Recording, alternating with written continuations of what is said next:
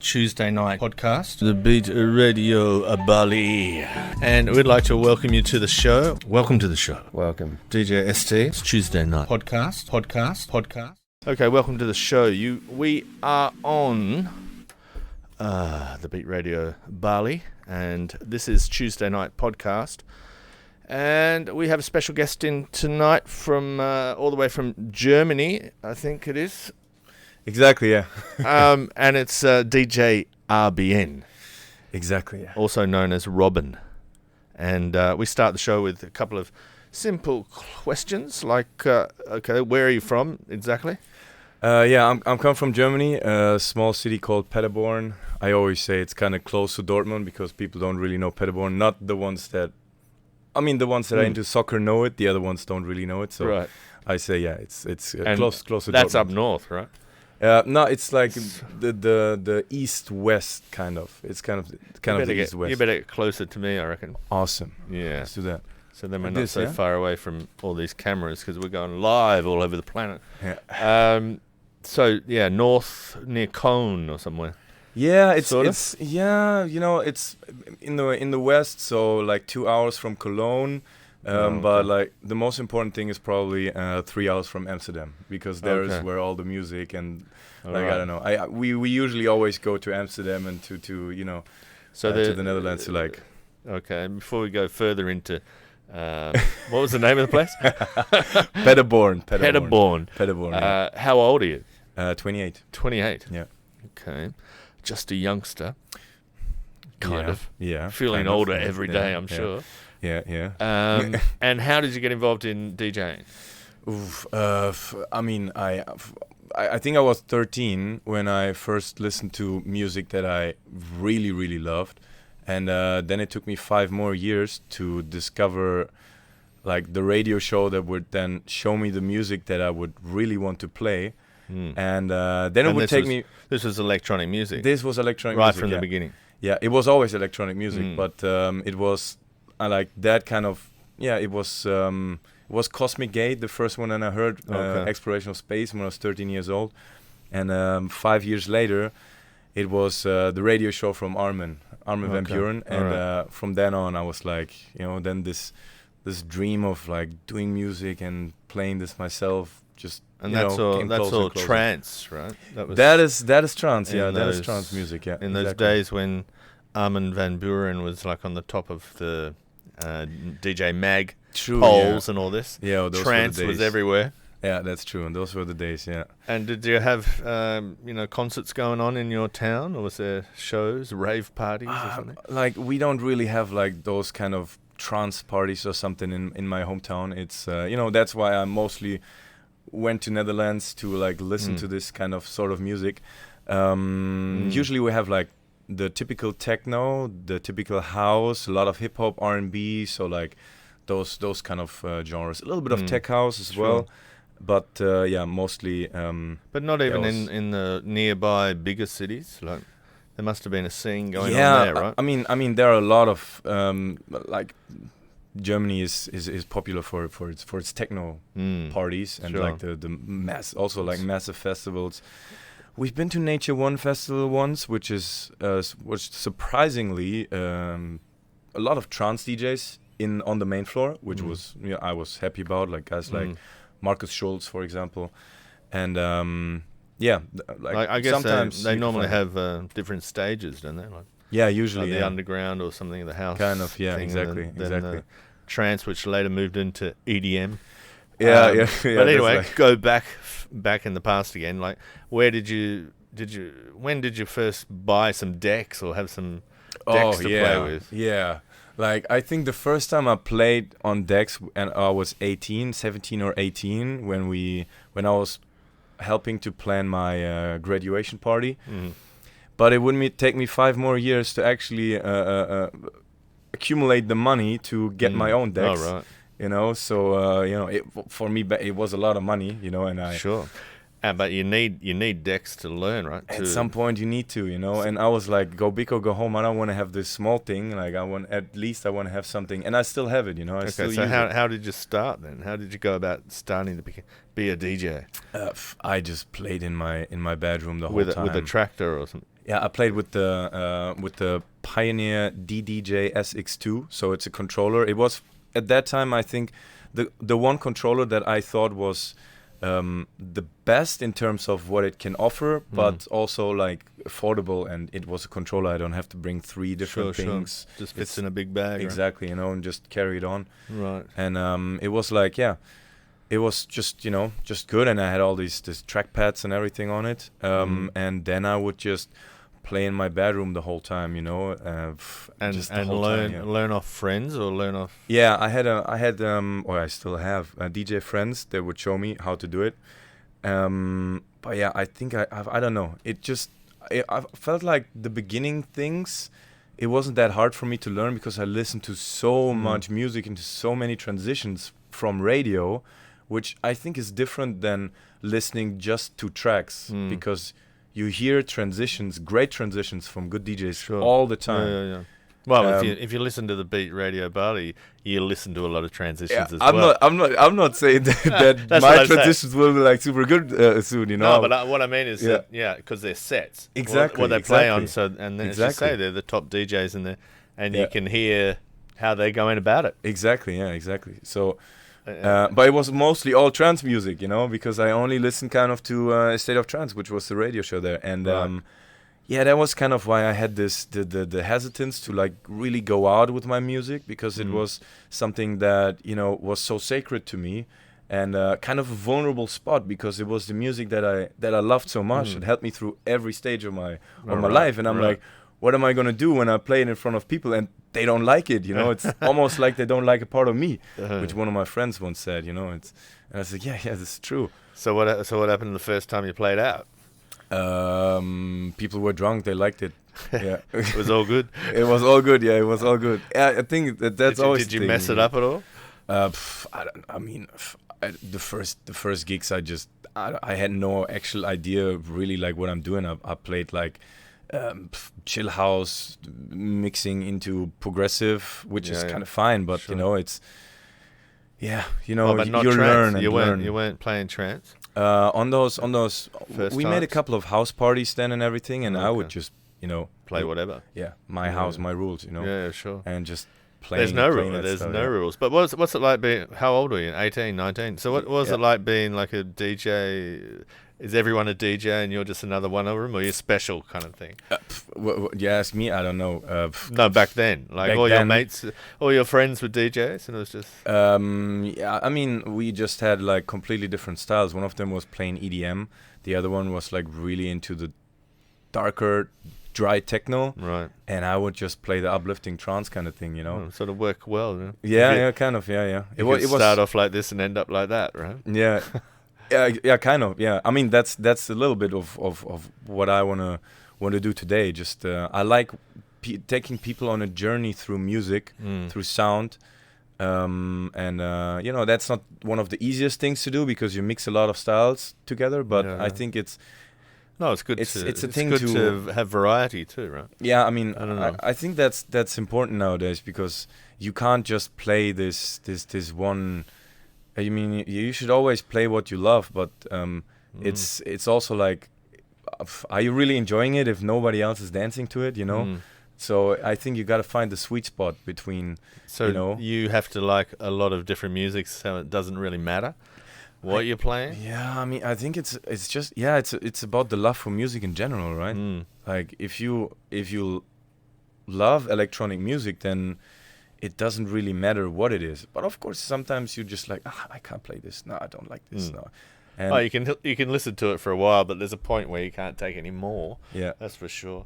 So you're 18, 20 years old. When did you become like a professional DJ? I think a professional DJ. I think the first point, I never really called myself a DJ, to be honest. It was just the first time when I came here to Bali, probably 4 years ago. Okay. I would just do some parties together with my best friend that was also here, and we would just start and throw a party because I missed to play on my decks, and right.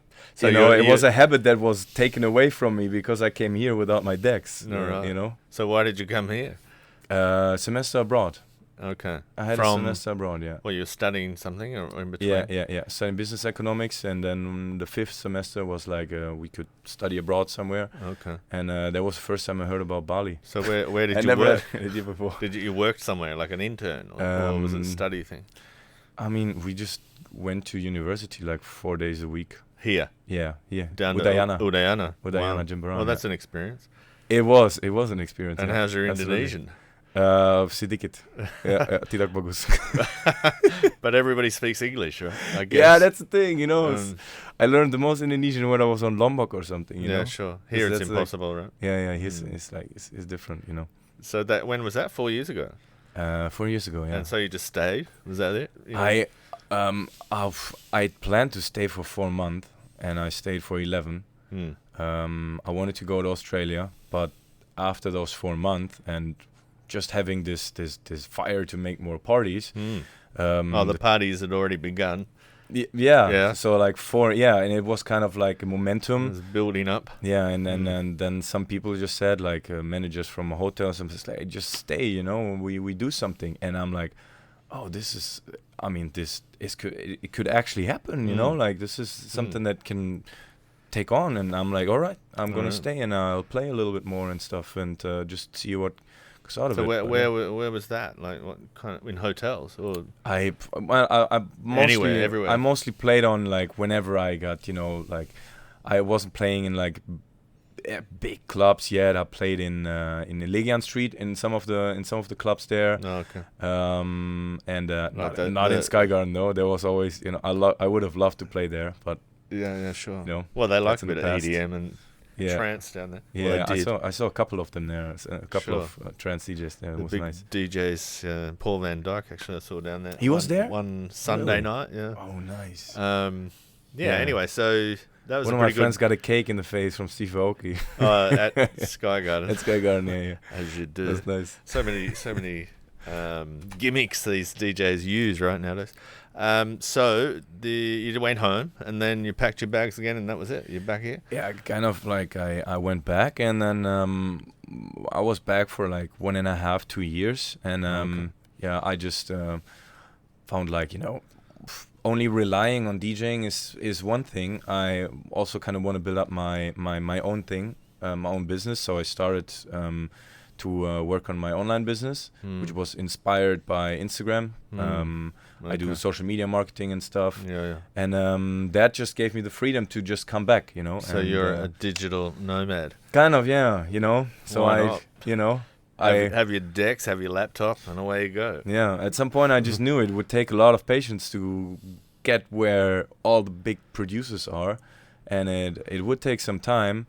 And I need something to stabilize myself. And you're producing. I'm on it. It's a process of like every day acquiring a little bit more knowledge, connecting a little bit more dots and stuff. Okay. Still in process. Still in process, yeah. Still in process. And what kind of music is that going to be, or whatever, trance? I think that is the most interesting question, because like right now it's.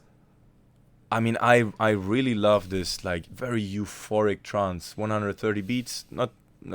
I also love the uplifting one, the 138, but like the very euphoric stuff, with the soaring vocals. Is that also it? Or like vocal chops in it. It's like this like the track Million Voices from so in this kind of way. I like this. So it's going to be trance. It's gonna be trance. You're still into trance. Absolutely. I have to produce trance. I wouldn't know what else would I produce if I can't produce trance. But is there much trance going on in Bali at the moment? I think that was also one of the things that I had when I was here 4 years ago. I had no idea where I would fit in.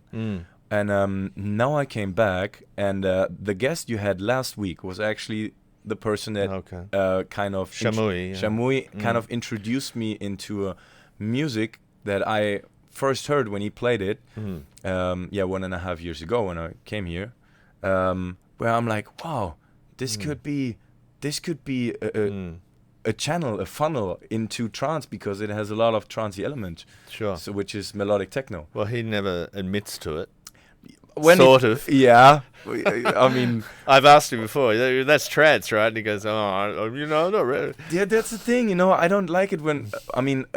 What I say is trance is almost like a swear word nowadays. Yeah. You can't say it. Oh, no, it's trance. Oh no, Yeah, but it's getting better. It's definitely getting more acceptable now. I think so too. Did you know that David Guetta was DJ of the year last year? Yeah, 2020, and his music was labeled trance. Okay, so there you are. Interesting. Well, but on DJ Mag, trance has been number one for. True. Well, it was taken over by EDM. Yeah. But EDM, I would always say, is just an evolution from trance. In any case, I like that. I like when you say that. I don't know about that though. But yeah. Well, it seems to. Like all those trance DJs from the early 2010s, Dash Berlin and Armin van Buuren. Yeah. They all kind of went EDM. Yeah. True. And trashy EDM. It must be said. True. Yeah. I mean, there are people that. Like Dash Berlin and Armin are still, where I say like, okay, they kind of come back to their roots sometimes. Guys like Tiesto completely drifted off. W&W produce a lot of nice trance. Now are completely ravey mainstream. I have a project though. They came back to trance. So yeah, like. So who's the biggest trance producer DJs now? Good question. The godfather of trance will still be Armin. He is still the guy, but he does a lot of different styles right now. A lot of different music. Where his true heart fans will always like him, but they might not like the new stuff that he's doing. But they will always love him for his radio show. And it's still that EDM kind of sound.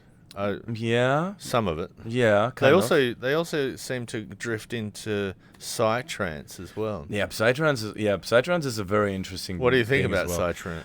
I like psytrance for like 20 minutes of the evening, and then I'm for one track. Yeah, maybe for one track. Like Great Spirit is like the best track ever. It's like you can show it to anyone and people just love it. It has this. The interesting part about psytrance is just that they have this.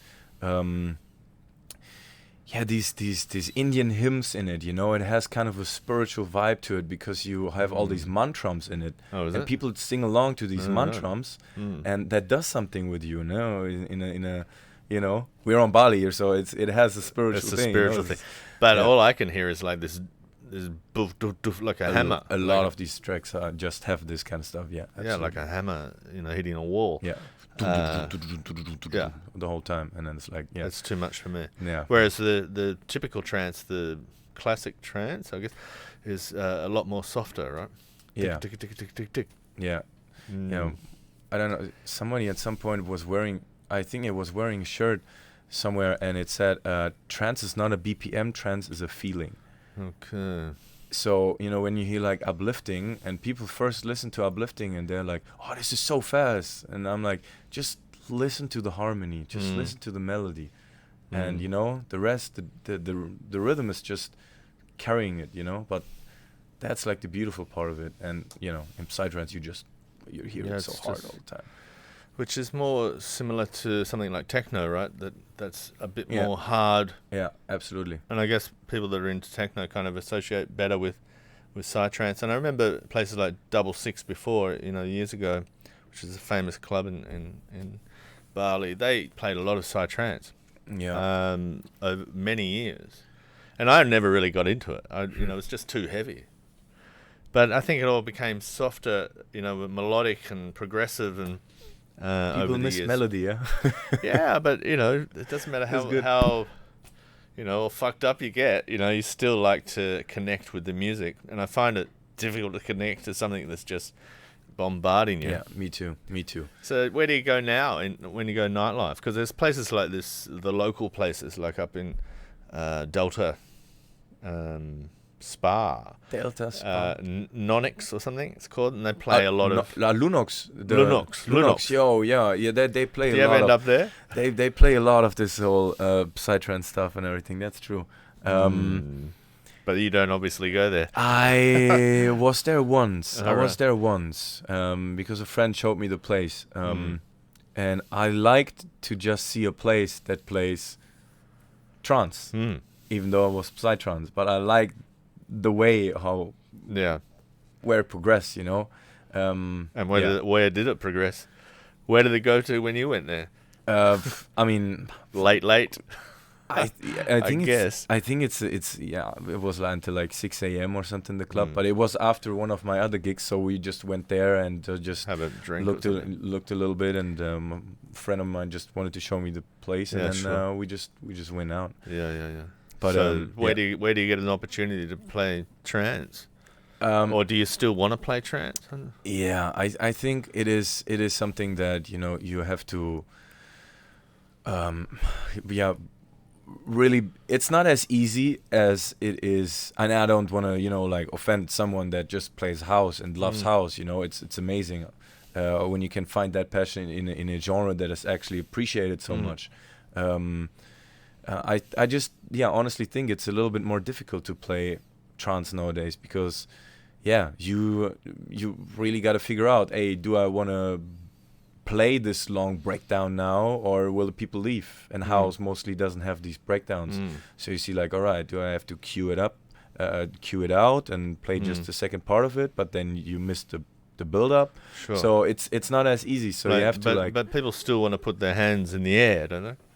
Yeah. Even I if miss it is that too. You know, even if it is a house. Yeah, absolutely. Show, there should be a drop of some sort. You know? Exactly. So I was like actually really happy when people were like saying after, because I had no idea how my new sets would hit when I would start playing here, and I was so happy that people afterwards said like, we loved it. It was different, but it was still like this, you know, and it's good. So you know. So they book you again? You know, it was just a mixture between what the people like and what I love, so that I also can carry the energy into the mix. Well, that's what you should always be doing, really. Yeah. You know, giving them what you want, giving them what you love, and hopefully they love it too. Yeah. While making it kind of good, you know, it's like educating a little bit too. Yeah. But a question: how is it like being a young kind of foreigner coming to Bali and picking up gigs? Is it easy or is it tough? I think it's just it takes vitamin B kind of, I would say. You just get to know people, you know, and I don't know if hang around. Yeah, you just hang around in the right places at some point, and then I don't know. So how did you get your first gigs? Where were they? I think I just met the right people. Yeah. Where? And, like where was the? I played on private parties, and then I just met people, and those then said they liked it, and then I played on somewhere else, and then they took me to somewhere else, and then, you know, it's just like introduce you to someone, know, and then, you know, you just gotta get the ball rolling, and then, you know.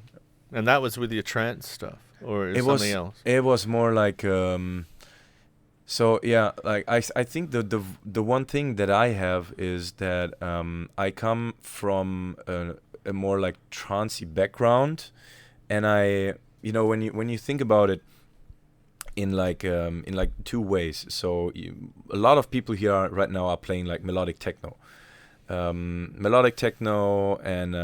progressive or house. So these are the three things. Right. And I was always coming from trance, and I was going towards melodic techno from this angle.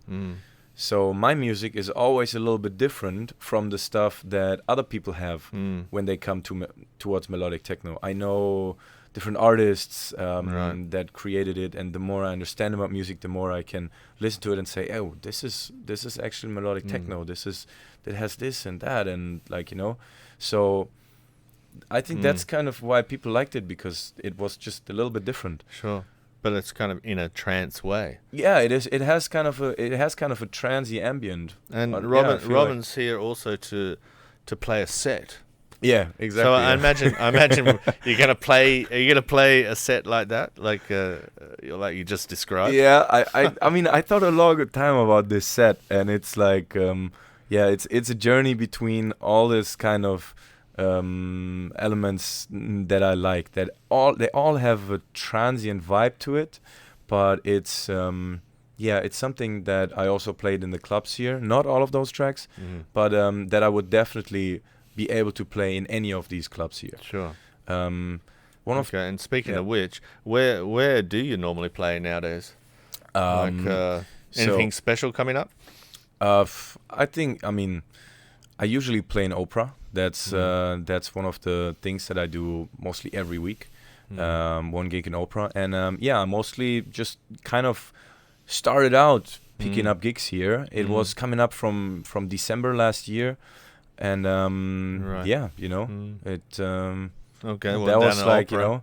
It's opera. I play in Red Ruby. Red Ruby, no doubt. I don't. I always say like. Under promise, over deliver. Don't say too much. It's just keep an eye. Keep an eye on this. I'm gonna play that. I'm gonna play that. Not just see DJ what's coming. RBN. Just see what's coming, and then are there still so many DJs around the place at the moment? Like the competition's pretty rife. I imagine Bali is a hotspot for DJs, right? Like, what are the places that you would want to play in the world? I think it's Berlin. I think it's Bali and Ibiza. Do you know, people in Germany are aware of Bali as a place for music? I'm pretty sure, I'm pretty sure. But you weren't. You didn't even know the place before you came. No, I wasn't. I was not. That's true. So you're surprised? You were surprised when you got here? I was. I was not looking at any videos on nothing, and then, it was just like boom, boom, boom, big names. And I'm like, oh my God, I love this island. It's all happening. This is amazing. And it was crazy busy too, wasn't it? It's a lot of just a lot of creative heads here, and you can learn so much because competition is so high as well. It keeps on pushing you. Yeah, exactly. It's just competitive. If you want to be kept being booked again and again, you gotta work on your sound and learn and stuff, and I like that. That's there's a lot of work involved being a DJ, right? A lot of work if you're ever thinking about becoming a DJ. I think it's like people come to me and ask like, yo, do you give like DJ lessons or something? And just like 2 or 3 days ago, and I'm like, I could do that, but I would do that in my own way. I can show you the basics of DJing in 2 hours. I did that before. I just show you a couple buttons and what you need to do. Don't worry about all these effects and stuff, what looks so fancy. You don't need to know that. I can show you the practical stuff of DJing in 2 hours, and you'll be able to do it. The hardest part of DJing, though, is track selection and track arrangement. Yeah, sure. And that's what it's about, you know. Beat matching can be done by the machine. Exactly, you just press the sync button and then it works, But you're not allowed to do that. Remember. Do we have a sync button now? I took it out with a screwdriver. Okay. Anyway, we should get on to that because we're already going sort of 30 minutes. Let's do it. And it's going to take a little while to set it up, so we turn this off for a moment. We put some music on. Bear with us, folks, because we're going out on radio. We're also in... What have we got here? Let's try that. That'll do. We'll be back shortly. Okay, folks, are we ready? We are ready. So this is DJ Robin. He's playing for the first time in the Beat Room. Go, baby.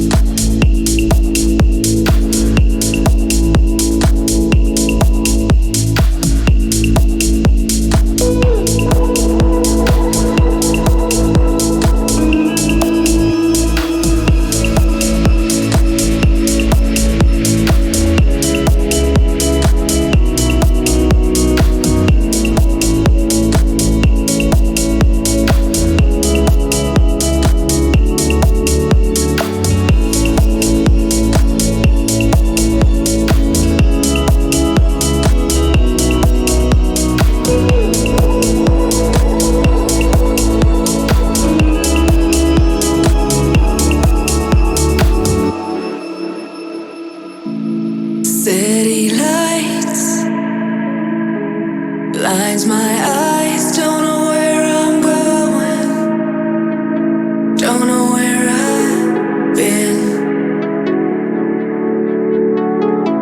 Spending nights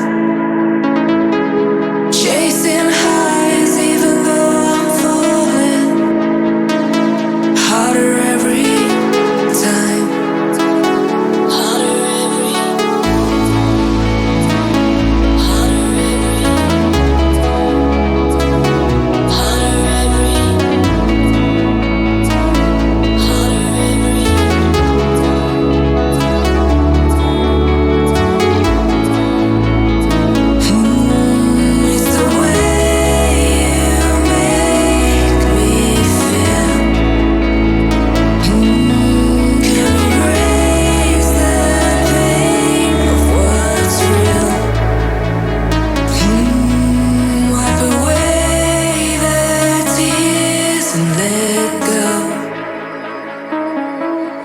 Sometimes it's okay to lose yourself, lose yourself. I can't fight it, no, don't try to hide it. Oh, lose yourself, lose yourself. I can't fight it. Don't try to hide.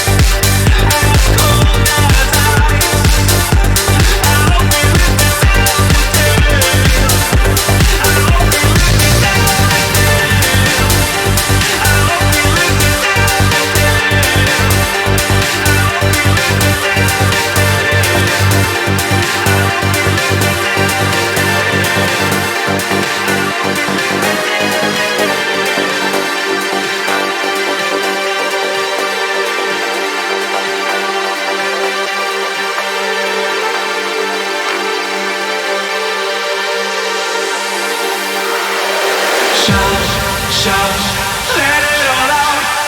These are the things I can do without. Come on, I'm talking to you. Come on, shout, shout.